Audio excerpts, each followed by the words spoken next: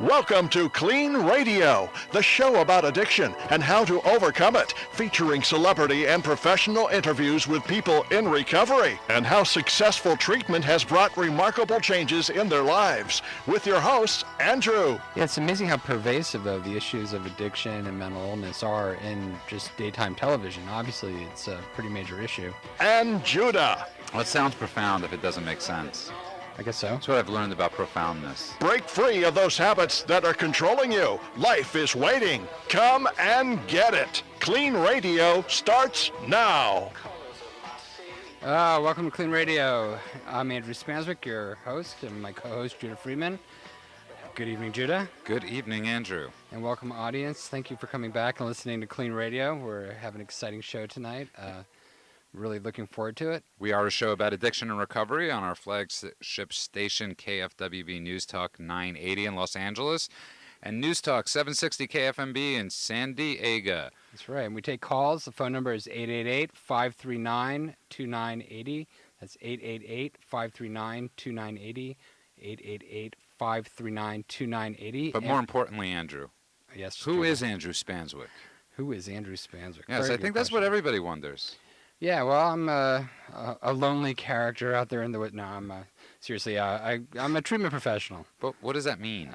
What does that mean? Yeah. Well, I own a treatment center called KLEAN Treatment Center, Right. and we Clean help with a K. people. Yeah, we help people with people with drug and alcohol problems, and also people that have dual diagnosis problems, which means people that have an underlying mental health issue as well as a substance abuse problem. And I ask that because, you are in the industry, I'm in the industry, and people, I think we always assume that people know what treatment is. It's like they've seen we assume everybody has seen Celebrity Rehab, or they've seen Intervention, or they've seen some TV show, but I think a lot of people really don't. Yeah, and even Dr. Drew, he said that he wanted Celebrity Rehab to be an example of treatment, which I was horrified by. Right. Because it was really an example of sort of, reality television, create chaos, and let's have fun with the cameras. Treatment should be a therapeutic environment where people come in, are properly assessed, diagnosed, and treated for whatever their ailments may be. In our case, we treat primarily for substance abuse problems, but we also look for chronic underlying mental health issues such as depression, anxiety, mood disorders, thought disorders. And I also think it's an important time of the year because this is the time where a lot of people do get into self-diagnosis, self-thought, self-realization, self-actualization, where a lot of people start to think I might have a problem. Yeah, well, we know that over 50% of the population in their lifetime will suffer from an episode of major depression or severe anxiety disorder alone, not counting all the other types of psychiatric illnesses.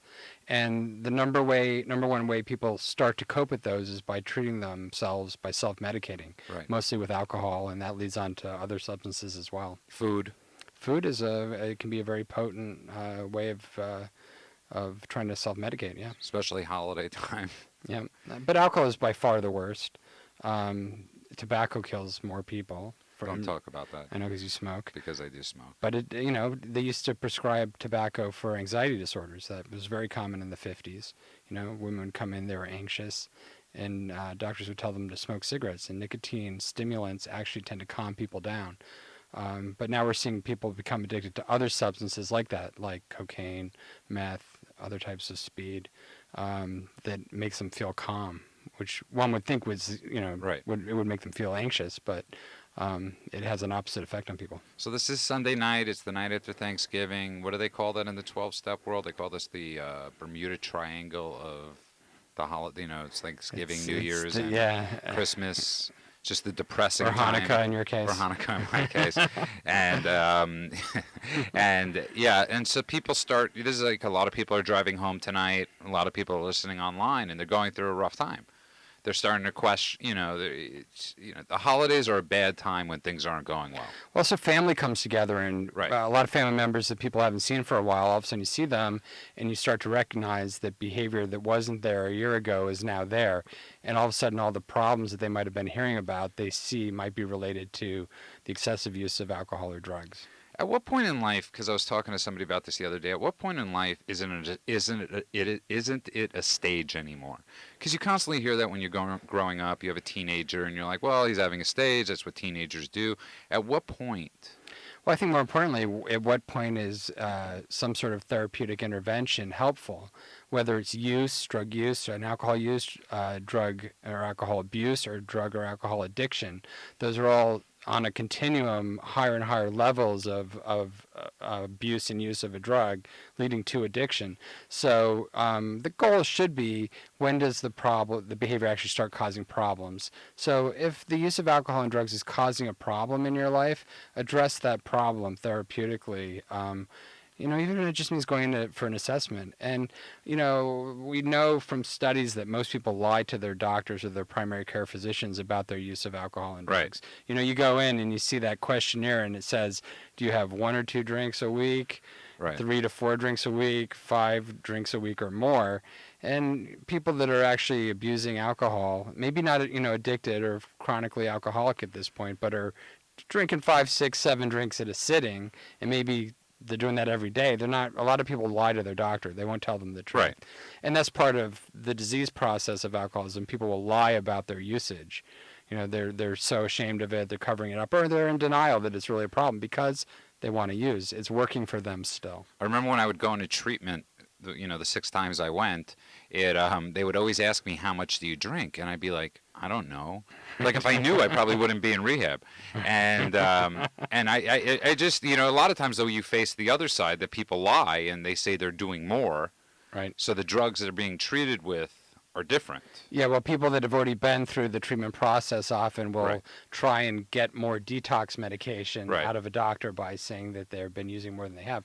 And that's why it's important to have qualified professionals really dealing with a detox process, so you can be monitored and properly medicated and not over-medicated. All right, so if you're listening out there, and we understand this is an extremely hard topic to talk about on the radio, with your friends, with anybody, there are numbers you can call that is discreet. You get free assessments.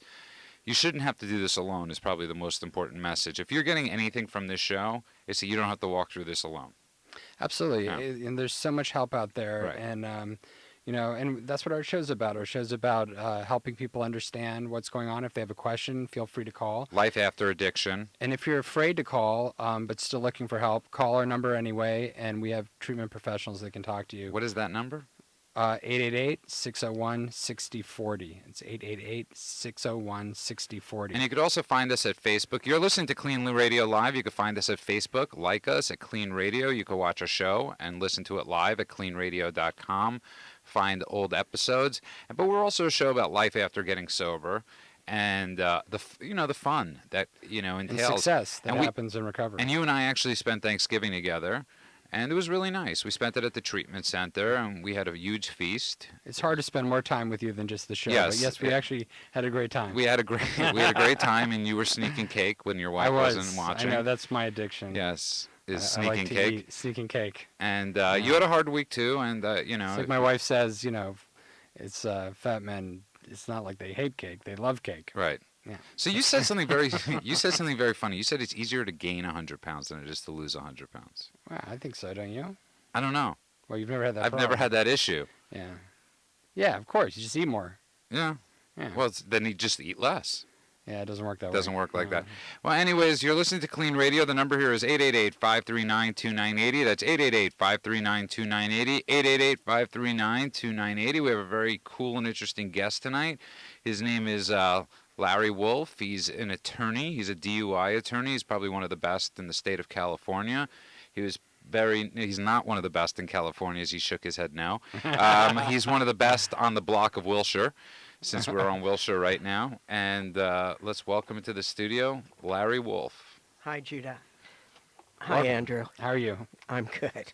You guys are a tough act to follow. Oh, well, thank you for coming in tonight. Yeah, We're really thank excited you. about having you here. Thanks. I was thinking you're both great examples of life after drinking, Absolutely. and the fact that there is life after drinking and after being sober, and that you can have fun as well. Well, I think that's one of the biggest things. I'm sure you deal with families all the time. You have families that are calling you trying to probably bail their children out of jail or bail their husband out of jail or bail themselves out of jail. And I think a lot of times families are really confused. You know, they don't always see the hope. I don't know if they see the hope. The real problem is usually getting the family to even see the problem. The difficulty is enabling either the husband, the wife, the spouse, the family member, the child. That's the most difficult aspect of trying to help someone. I agree. There's a lot of denial, and it's not just an addiction. You see that in all illnesses where people don't want to go to the doctor. Even where people have symptoms of a stroke and they don't realize that if they get to emergency room within 20 minutes, they can often reverse a lot of the effects. But with things, there's so much shame and guilt and anger built up within a family where there's a problem with addiction that it just all gets stuffed and denied, and people are trying to just cover it up instead of actually get into finding a solution. And it's just the role playing. That's the part that individual's taken. It's not that they've taken the position of being the drunk falling down. They've taken the position of the scapegoat for everything, and that's how the family functions. So you come at this largely from a legal perspective, although you told me earlier you're sober yourself, which I found very interesting. Why? Because it affected, obviously, I think, your career. Yeah? I was very lucky. I was a very high drunk. Actually, High functioning, you mean? I got high too. How do you so high functioning. So I was, very, very fortunate, thank God. But I think it has given me certainly insight. I think the greatest insight it's given me is the ability to deal with my own kids. I think if not for having gotten sober, I could not have gone through what a parent needs to go through to help their kid. That's interesting. And why do you say that? What sort of insights do you think you had that a regular parent that doesn't have a problem with drugs or alcohol? Well, the initial insight, this is extremely related to the law. The initial insight is that a parent is unwilling to accept the fact, or a loved one is unwilling to accept the fact that you have to put that individual through the pain before they can come through the other side. And the reality is that usually the individual or the loved one is the one who doesn't want to go through the pain. And that's the reason that they are unable to take that step. I think in America people do believe that, or a lot of people believe that they can just fix things. Well, I was talking with my girlfriend about this the other night when I had my dog got bit one time. And he had to wear the cone around his neck. And every day I wanted to take the cone off the dog earlier because I didn't want to see him struggling. Right. And it was so hard for me to have to keep this cone on him. It's identical. Yeah. Really good example. Let's jump in. We got a call already. We got Dave from Mission Beach. Dave, you're on KLEAN Radio. Yeah, hi. How are you doing? Hey, Dave. I'm okay. I'm good. You got a question for us, or? I just recently started drinking every day, probably about 4 or 5 months ago. And I don't drink a lot. Probably maybe just a couple of beers a day. On the weekends, I go out a little bit harder. What's a little bit harder? Hello? Yeah, Dave. What's a little bit harder? Well, I've always liked to go out and drink and have fun, with the guys. And, football Sundays, we always go to the sports bar and drink to get drunk, basically. But lately, these past 4 or 5 months, I'm self-employed now, and I feel like I have to have beer in the fridge, or at least have a couple every day. How old are you, Dave? I'm 40. 40. That's a very common age where we see sort of what is called progressive drinking leading to alcoholism.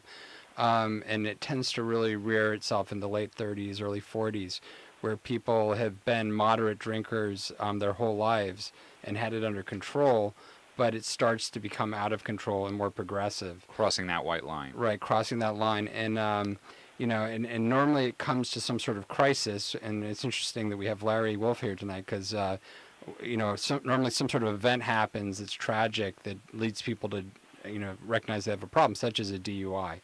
And we talked about that in a second with Larry. But with regards to your question, Have you seen any types of behavior or events in your life that are besides the drinking that make you recognize that maybe there might be a problem?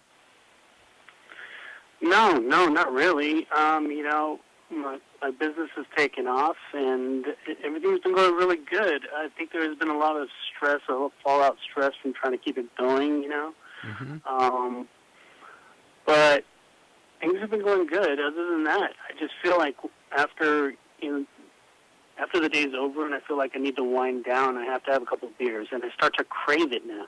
It's Right. weird. Well, craving is one of the first signs that it's becoming a problem. And it's interesting, something you guys talked about before I came in, is the self-medicating use of alcohol. Yep. Most people, and I think most people in the judicial system, certainly have no problem looking at the use of drugs as a self-medicating mechanism and use that as a perhaps reason for the use. I don't think that self-medication is really looked at to the extent that that alcohol is used, and I think that that's really part of the biggest problem of the abuse of alcohol. Which is sort of fascinating, because that's one of the biggest things the 12 Steps talks about, is that you're self-medicating, that you're using the alcohol. Right, alcohol is a drug. Right, it's a drug. And it's a depressant, and so it acts like a tranquilizer and makes people feel calm and better. What's interesting is the beneficial effects only exist within the first 2 drinks. Everything after that is negligible or going down. Damn, I wasted a lot. Yeah, right. So moderate drinking, 2 drinks a day is considered normal. Dave, my standard sort of response is, if you think it's becoming a problem and you're feeling like you're craving it more than that you just have options to drink, then you should start monitoring yourself and looking to see if it's affecting your life negatively. And also, the other thing is that I always tell people is, try quitting for a year. Yeah. Or 30 days. Or even 30 days. And if you can quit for 30 days and, it's not a problem and you don't see it as something that's a big deal, maybe it isn't. And maybe you just need to stop for 30 days and sort of see how it's really affecting you. But you are in a slippery slope. And if you have symptoms like anxiety from work and you're using it to stop that anxiety, I would look for alternative ways to deal with that anxiety. Exercise is a huge thing. If you work out every day or 3 times a week for even 30 minutes, that will cure anxiety quicker than the alcohol will. Alcohol will only exacerbate anxiety. And here's the biggest thing too, is if you have to ask, Exactly. there's a good chance there's a problem. It's like when somebody says, "Do I look fat?" Yeah. Yeah, you're already fat. Yeah. Well, it depends who's asking. Yeah. Sorry, Dave. What were you going to say? That's right. It could be an anorexic. Or your wife. That craving is something that I've never had. I've always drank though my whole life, but now I feel like I crave it on the daily basis. Do you find that you're drinking the drinks quicker?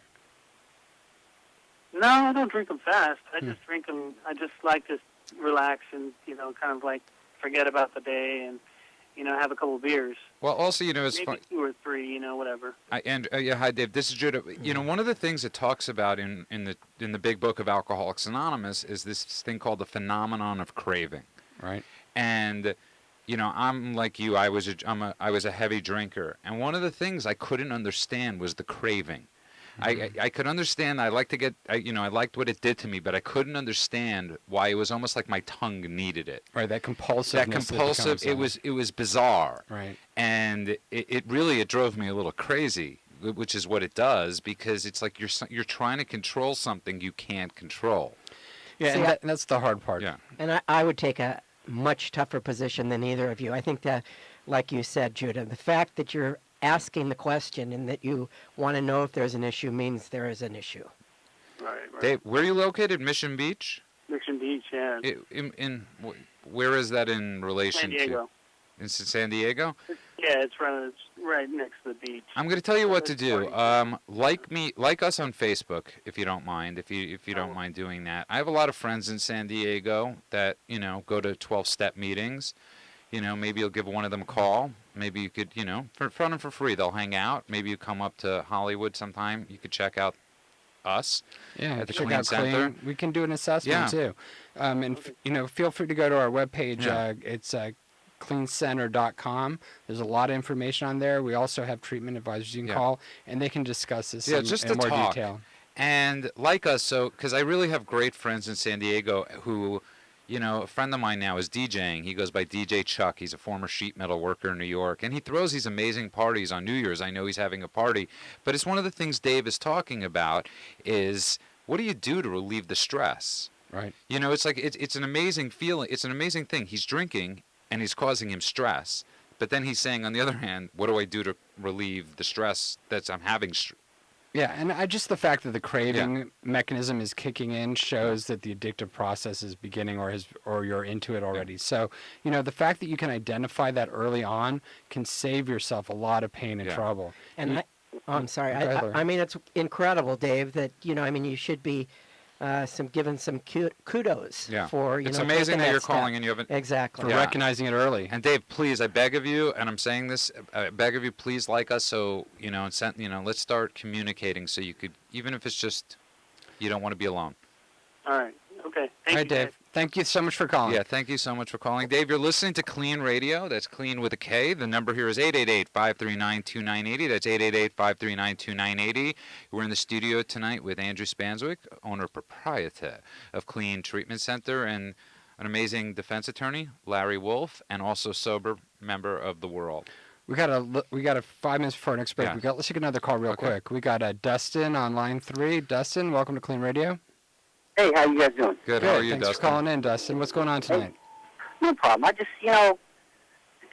I've drank for a long time, and having a lawyer there, I can say I've never had a DUI. I've never been arrested for any, public intoxications. I've never beat my girlfriend, but I've been drinking, steadily for a long time. I mean, is there a happy medium?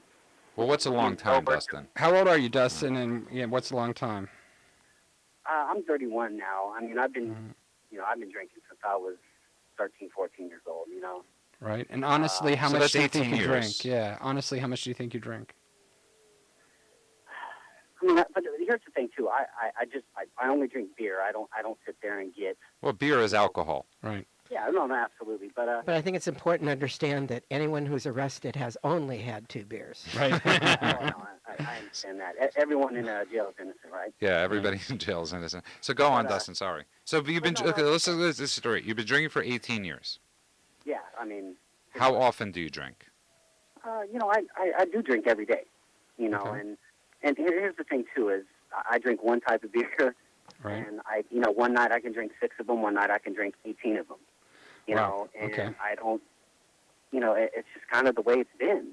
And I joked with my friend the other day, and this is a joke, but I'm calling a show like this. So how much is it a joke? But I said I'm too broke and stressed right now to stop drinking. But alcohol costs money, so what does that mean? Well, that means, Which is sort of similar to the past caller. Exactly.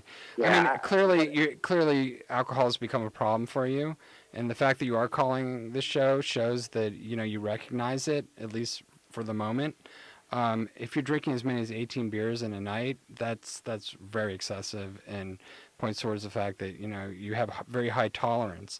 And what happens my tolerance is unbelievable for beer, that isn't, but that's all I drink. Right. So. Well, beer is just as dangerous as liquor, as is wine. And people say, you're not really an alcoholic until you're really chugging on a bottle of liquor. The truth of the matter is most of the alcoholics we see, especially from rural areas, they only drink beer. And I actually had one client, this is funny, you probably find this funny, Dustin, but I had a client that I treated, and she left, and I called her up to see how she was doing. She goes, "Oh, I'm fine. I'm just drinking beverages." And I go, "Well, what are beverages?" And she goes, "Well, beer. It's just a beverage." I'm like, "Yeah, it's an alcoholic beverage." Well, that happened to me in Israel. I remember when I moved to Israel when I was 18 years old, and I was drinking very heavy liquors, some cheap liquors too, because that's what they had. And I remember my friend said to me one night, he goes, "Hey, let's go grab a beer tomorrow night." And I remember thinking to myself, wow, that sounds so romantic. Right. And I go to drink this Heineken with him at this place in Israel, and I remember going, "Ooh, this is disgusting." And I remember thinking to myself, wow, this is what I'm going to do. I'm just going to drink beer.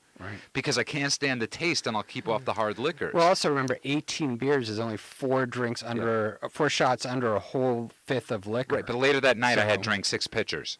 You know, as much as I hated it, because in the end of the day, doesn't matter. It did the same thing that the liquor was doing, except I just became bloated. I think another point is that, you know, you may be functioning what you think is well now, but like many alcoholics, it creeps up on you. And again, like Dave, you know, you're taking a look at it, and this is the time to do that. Also, you know, there's things that I notice myself, and I've seen with other people, is that the more you drink, the more you isolate, and the smaller your life gets. Do you isolate at all, Dustin? I mean, a little bit, yeah, but that's kind of, you know, the way I am, if you will. I mean, I just, you know, I have a thing. You know, my main thing with drinking right now, too, is thinking about in retrospect. So I got a little. You what? Could you repeat that? You get what? We lost Dustin. Dustin is back. I think Dustin just got arrested. Dustin, give us a call back. You know, we're waiting for your call. You know, the thing with Dustin is that clearly he's got a major problem with alcohol. Right. Anyone that's drinking 18 drinks in a night and drinks every night, you know, they're at that point alcoholic. And how much is in a case these days? They keep changing the number, to try and adjust the price. 20 to 24. 24 used to be a case, right? But they have all these 20 packs and 10 packs. You're listening to KLEAN Radio. The number here is 888-539-2980, 888-539-2980. We're in the studio tonight with defense attorney Larry Wolf. Sorry I didn't give you the best defense attorney who just gave me a wink with a kiss. Love you too. And I found out he's sober. Did that have anything to do with you getting into the DUI part of the law? No, not at all. I think I was a criminal attorney for a long time before I got sober. Okay, well, we're going to be going out for a break shortly. I encourage all of our listeners to stay with us. It's only a 90-second break. Yeah. And we'll be back on KLEAN Radio talking with Larry Wolf. And you can call us at 888-539-2980. We'll be answering more calls from our listeners.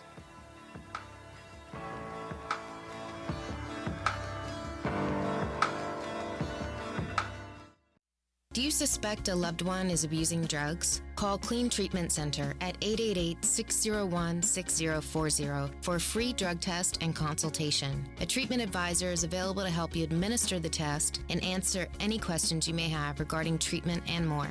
We are here to help.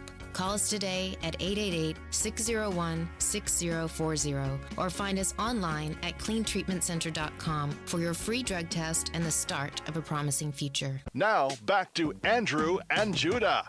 Hey, welcome back to KLEAN Radio. Don't Thank you cut for off sticking Afro, with us. man. What are you doing? Oh, you know, somebody's got to do it. Yes, somebody has to cut off Afro. I'm Andrew. I'm the host with my co-host Judah Friedman. Friedman, yes. Of KLEAN Radio. Even though it spells He's it wrong free here. man. He's a free man. Yeah, it spells it wrong here. Rand cannot spell my last name. It says Frieden. It's only been a year and a half Yeah. he's known you. Yes. You know, it takes 2 years to It does take spell 2 years to figure a out. complex Jewish name. And we are in the studio tonight with criminal defense attorney, DUI lawyer extraordinaire, Larry Wolf, Hi. who danced along with me. And we're very honored. Yeah. I know, but you were leading. I was leading. What's it called? So, Larry, what's the worst DUI case you've seen? I think the worst DUI was a client who had a .40 alcohol and was positive for LSD. Wow. Wow. And survived. You know, he didn't crash. He just got stopped. Wow. Unbelievable. That is unbelievable. What a trip. But What? and what is he was asking you during the break, what is the recidivism rate among people? Well, you know, the first-time DUI offenders is a broad class. Right. You know, it encompasses those individuals who are addicts. Right. It encompasses those individuals who perhaps do self-medicate. And it encompasses those individuals who really get caught up in the system and just don't get it and don't realize that, you know, having 2 drinks can get you arrested. Right. So usually the people that don't get it after the first time. The penalties are so severe that those people usually get it. So there's a drastic drop-off in the numbers of second offenders. And again, there's a bigger drop-off against of third offenders. What is the average cost for your first DUI, if you get one in California? DWI too. With everything, it's probably about $15,000. That's pretty including insurance, that's including school costs, that's including attorney fees. And that's just in the first year, and then it goes on, right? You No. have to keep paying more higher insurance fees? And, Oh, yeah, the That's an insurance will expensive stay. drink. Right? It is. The insurance will stay high for about 3 years. 3 years. And does it stays on your record for the rest of your life? It or? stays on your record for 10 years as what's called a prior conviction. So if you're arrested again within 10 years, it then becomes a second or third or a multiple. And now with the internet, things seem to stick around forever, like through newspaper ads that you're arrested, or so there can be longer term consequences than even the legal consequences. Yeah, I mean, for a lot of my clients, one of the biggest consequences is employment. First of all, on a first-time offense, best case scenario, you're going to save your license. Worst case scenario, you're going to lose your license for a minimum of 30 days. That places a big burden on individuals at work. Plus, there's a lot of professions, now especially even the banking profession, that when the banking professions have merged, they used to, be able to, let's say, have a misdemeanor. Now with that merger, the bigger banks are not allowing even a misdemeanor offense, and people are losing their jobs. In most of Europe, there's zero tolerance for drinking and driving. Do you think that should happen in the United States? I think that's a little mashuggy. Yeah? But, For those non-Jews out there, that means it's a little crazy. A little crazy too much. a zero tolerance means literally nothing. But Right. it's something you brought up that's very interesting is this, and you were talking about it has to go with our caller Dustin. I never got a DUI, DWI. I was never, there's this myth, and it's a long-running myth. And I guess when I was younger, it was that you're only an alcoholic if you're on Skid Row. Right. It's the alcoholic that's drinking out of a paper bag. That's not just what, there are tons of alcoholics out there that have never gotten a DUI. Oh, absolutely. And it's this myth that, you don't have to lose. People that could still own homes could get sober. Well, I heard a stat like it's over 2,000 times you can drive drunk before you get caught. Definitely. Yeah. So, there's a lot of people that think that they're Right. perfectly okay and getting away with a lot. It's just they're beating the odds. And what's also interesting is, a lot of, hitting the bottom or hitting bottom is becomes such a cliche, for Cliche, lack yeah. of a better, that a lot of people think, well, if I haven't hit bottom yet, I must not be an alcoholic. Right. Let's get back to Dustin. Let's finish. Yeah, we actually have Dustin who Yeah. actually came back on there. Hey, Dustin, how you doing? You got back online? Sorry about that, guys. Cell phones now. Oh, that's okay. Yeah, I that's okay. understand. We don't advertise for AT&T, so. The numbers get a little woozy and buzzy after 18. Yeah, right. years. It's So let me ask you a question. You said you were broke and stressed, right? And that was a joke you were saying, right? How much money a week do you spend on alcohol? No, I don't. 20, 40 bucks.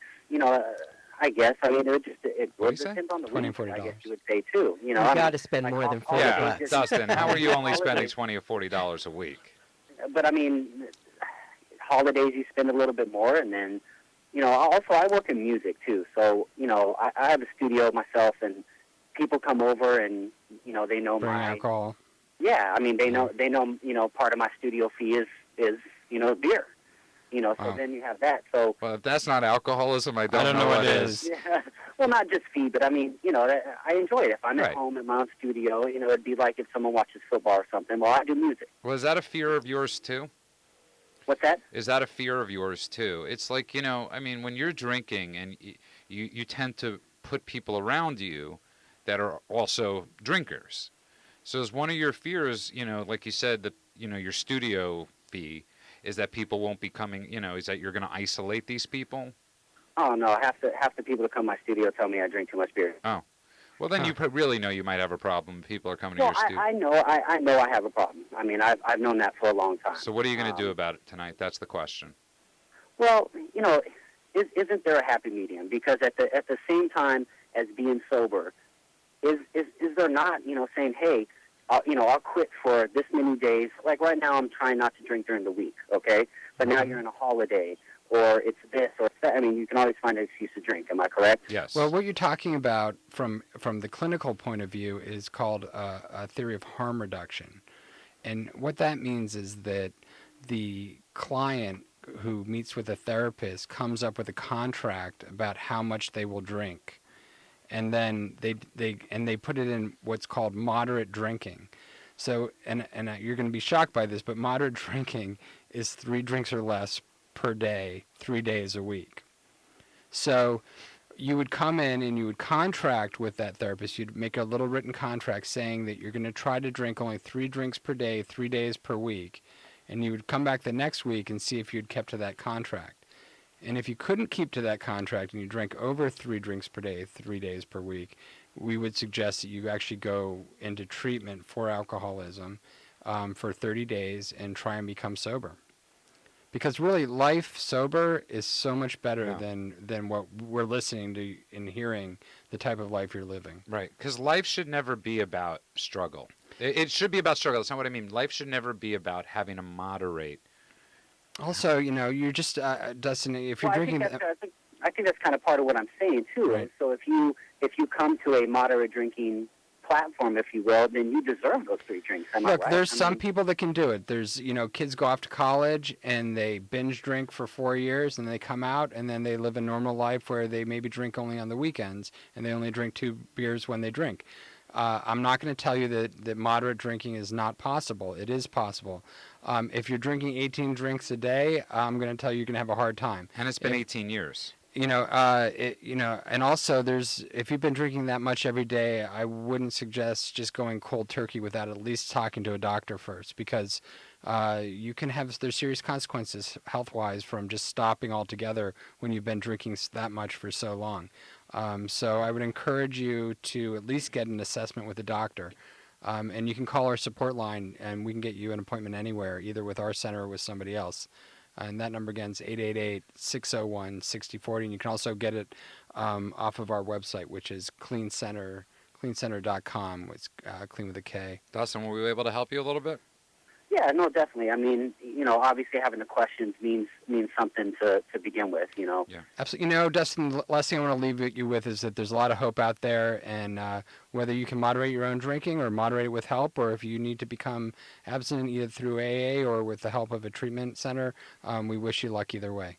Let's go on to another call. We got a call on line 3. Michael from San Diego, you're on KLEAN Radio. Hey. Hey, Michael. Let me turn my radio off. Sure. Hold on. Or your computer. Or The reason I called... Hold on. I guess the reason I called is because I do drink pretty much excessively. Well, I think most people would think it's excessive every day. But I have had periods where I don't drink. And I wanted to put the call out that when I don't drink, it's a much better day. I can tell you've been drinking tonight, and it's interesting that you called. How long have you been drinking for this period? I probably drank a 5th of vodka today. Okay. But I haven't drank. But the last drink I had was probably about 2 o'clock in the afternoon. Wow. Michael, clearly you're having a severe problem with alcohol, and we'd like to see you get help. Is that something you'd be interested in doing? Well, yes. I'm taking some steps to do that. They have a program here in San Diego called Bridges to Recovery, and I have an appointment tomorrow. Well, good. I encourage you to try and make that appointment. If you're if you're unable to make that appointment, give us a call. We're open 24 hours a day, 7 days a week. You can go to KLEANCenter.com, or you can call us at 888-601-6040. We always have treatment professionals that are available to speak to and help you get help no matter what, whether you have resources or not. Yeah. Michael, do you have insurance? No, I don't. That's the problem. Well, you know what? We have scholarships available, and we're able to treat people. And we have other professionals both in San Diego and LA. So, you're obviously in the point where you've recognized that you have a problem. You're drinking. I have a total problem. Yeah, you're drinking at a point that's really actually very dangerous, and I encourage you to reach out and get some help. Yeah, I don't drive. So. Yeah, but it's Yeah, Michael. but it's what about you're you. doing. It's about you, Michael. Yeah. Michael, at this point, it's clearly about getting you some help. I mean, Yeah. you can't keep doing what you're doing, and there's so much hope if you can get sober, and there's such a great life for you if you just if you can get through this, and I know, and I like it much better when I don't. Right? You just got to figure out how to remember that. And I think that's where, the fellowship in AA can be great. Yeah. Meet a lot of people that are sober and have great lives. And Yeah, and I've done that. I've been in AA, and I've done that. And I got to be honest with you. I like to drink. I mean, I like it. I like that feeling. yeah, well, as my wife says, fat men like to eat cake. But the problem is, Michael, it doesn't like you. It doesn't like you, and it's not working for you anymore. Yeah, right. And Michael, here's the thing, and I often, Michael, the older I get, and it doesn't. It changes me. Yeah. Differently than it used to when I was younger. Michael, it's going to kill you one way or the other. Right. I mean, it's great that you don't drive, but you're destroying your liver. The health consequences are going to catch up with you. Yeah. And No, I know that. you could die. There's cardiac arrest. I sit here and I listen to the radio, and I've I listen to, and I guess one of the reasons I called in was I wanted to relate to maybe younger people or other people that it's not a good way to go. Michael, I'm going to put you on hold, and we're going to have someone else talk to you here in the studio. And then hopefully maybe we can have you back on in 30 or 60 or 90 days after hopefully we've gotten you some help, and we can, see what kind of improvements can happen in your life, okay? What's amazing is that that he's saying this. I used to listen to the radio too when I was drinking in New York, and I've often joked about this, especially with you, Andrew, is that my phone number was banned from every talk radio station in New York because I would call these stations so I wouldn't be alone. Yeah, a lot of my clients, while they're driving, listen to the radio as well. You're listening to KLEAN Radio. We're here live, broadcasting from two stations. Yeah, 760 AM and 760 AM KFMB in San Diego and 980 AM KFWB News. We're in the studio tonight with the spectacular, handsomely, defense attorney Larry Wolf. And we're here talking about addiction and recovery issues. We take calls from the audience, and we're having a great show tonight so far. We've had a few interesting calls. Isn't it amazing, though, that it's like we've had 3 callers all talk about not having, that it's causing them stress. Mm-hmm. The life's not fun. Right. But they're worried about not drinking because then life won't be fun. Right. And it's really we see this all the time. Well, family members get so angry at the family member that's got a problem with alcohol or drugs because they can't understand why they would want to be so impaired and so dysfunctional, and they don't just stop. And that anger that we see with family members is so prevalent, and it shows you how compelling a problem this really is, and how hard it is for people to control the compulsions of drinking and using. It clearly is a disease, and it clearly needs professionals in treatment. AA is great, works for some people, but it doesn't work for everybody, and there sometimes is a need for better interventions. So, it's definitely a difficult problem. Let's jump into another call. On line 4, we got Larry from San Diego. He's a retired cop. Larry, are you with us? Yeah, good evening. Hi, good to talk to you. Welcome to KLEAN Larry. Radio, Larry. I've heard a lot of different perspectives there. Just I've been listening to your program tonight, and I wanted to give it my perspective as a retired law enforcement officer. Nearly 7 years into retirement now. Been sober for 17 months. Congratulations. Thank you. And I know your listeners don't believe that cops drink. Yeah, right. We just think they eat donuts. Yeah. We're in LA, trust me. It's pretty back when I became a police officer in 1967, it was not just accepted behavior, it was pretty much expected behavior. Right. To go out and hit the happy hours. Of course, you get off work at weird hours and stuff, and the tendency is to go gather at the bars with the boys and tell war stories and so forth and so on. And certainly it becomes part of your persona over the years, and it did mine. And fortunately, I had a stellar career, almost 38 years, and never got any trouble off duty. I should have. I should have been picked up for DUI many times, but somebody was looking out for me, I guess. Larry, let me ask you a question. In those 38 years, what percentage do you think of your reports had a little creative writing to them? Well, the creative writing of my reports, as far as a slant in my favor, you mean? You could put it that way. I never did color my reports, I can tell you that right now. I took great pride in my report writing and was very objective, and that's the kind of reputation I had. So I can't say that that was part of my problem.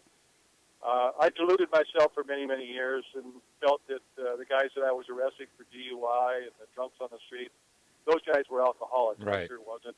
Nor were the guys that I went out drinking with after work till all hours of the night, or out of town at a conference or whatever. Heck, you go on an extradition trip, and the guy from that jurisdiction who picks you up at the airport, first stop you make is to his favorite watering hole. It's just that way all over the country. What happened? Larry? What happened 17 months ago? Well, you know what happened? I've been single. I've been retired already for 5.5 years. Been single for 3 of those years.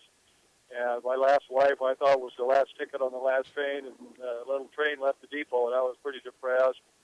Kind of really started drinking it harder. And at an age when I thought I would be making little birdhouses on my workbench, here I was out computer dating and whining and dining these ladies and so forth, just really getting caught up in this scenario. And all of a sudden, the previous January, before I quit drinking, I started getting pervasive nausea in my stomach. Doctors couldn't put their finger on it, so forth. Blood tests all came back good. I saw a book on Amazon.com called The Healing Code. You've probably heard of it. And it's based on the old theory that when you're under stress, that your immune system gets screwed up. The book has got specific techniques to relieve the stress and thus get your immune system working.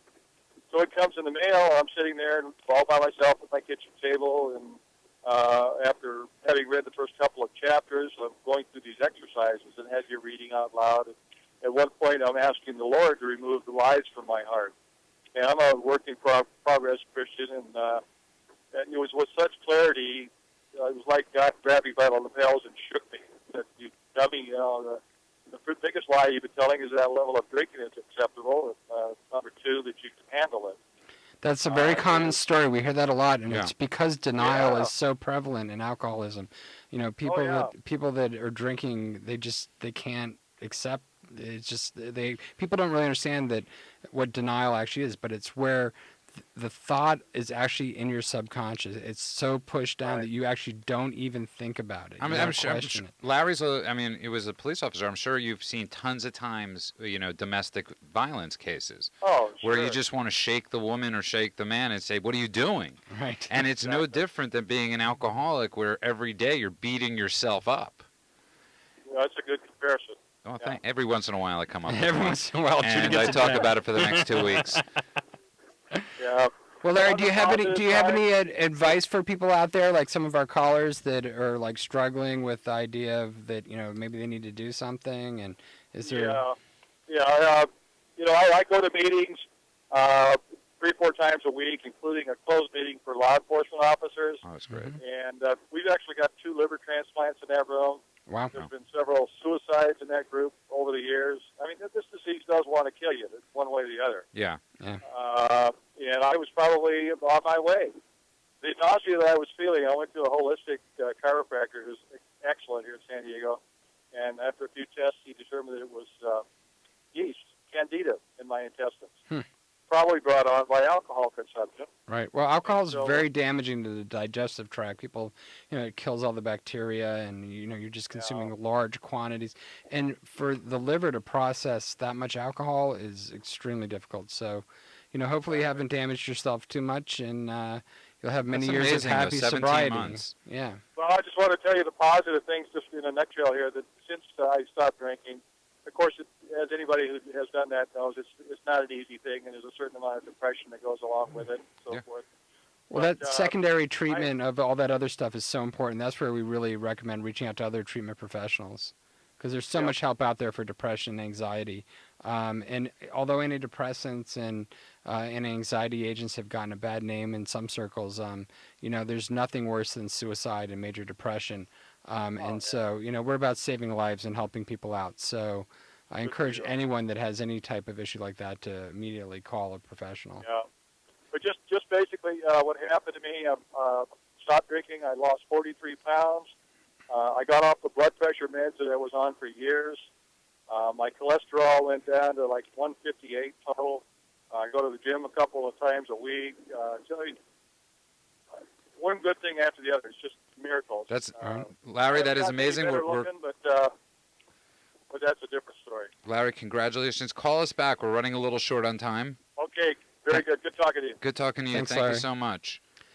That's great. I'm jamming a few more calls here. Wow. Yeah, we're really getting loaded up tonight. We rocking got Frank on line 2 from Orange County.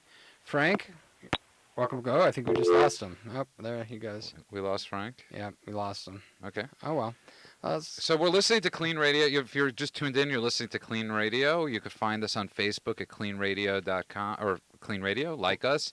We're on every Sunday night, 8 to 9. Live. You could live stream us at KLEANradio.com. And we have a great guest tonight.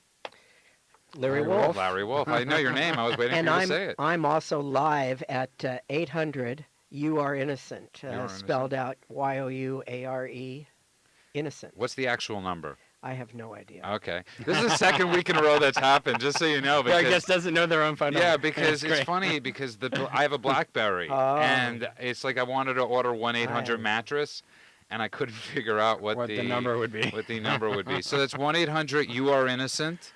Yeah. And Judy didn't want to buy a mattress because he doesn't own one. He just wanted to have the number of how to get one. That's exactly right. Is it 24 hours? When is the best time? Best time is 9 to 5, but it is 24 hours, and the website is youareinnocent.com. So what happens? Like people get pulled over for a DWI or DUI. They should call a lawyer when?